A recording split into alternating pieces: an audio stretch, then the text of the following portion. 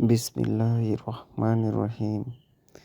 ভাই, আমি মৎস্য বিশেষজ্ঞ হিসেবে সারা জীবন মাছের পুকুরে ট্রিটমেন্ট করে বেড়াই, কিন্তু কখনো নিজের প্রজেক্ট বা নিজের চাষ দেখাইনি।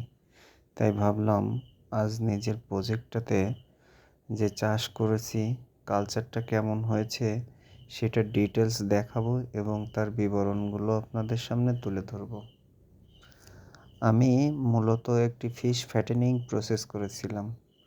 এটি আমি ৫ মাস করেছি। মাছগুলো বয়স ২ বছর। আমি নিজে থেকে মাছগুলো চারা অবস্থা থেকে শুরু করে ফ্যাটেনিং আনা পর্যন্ত এটা সম্পূর্ণ নিজেই কালচার করেছি।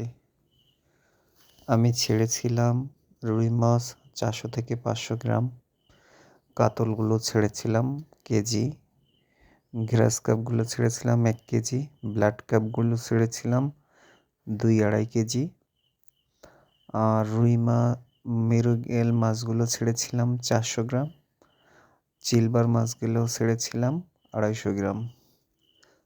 আমার প্রতিটা আপনাদের সামনে উপস্থিত।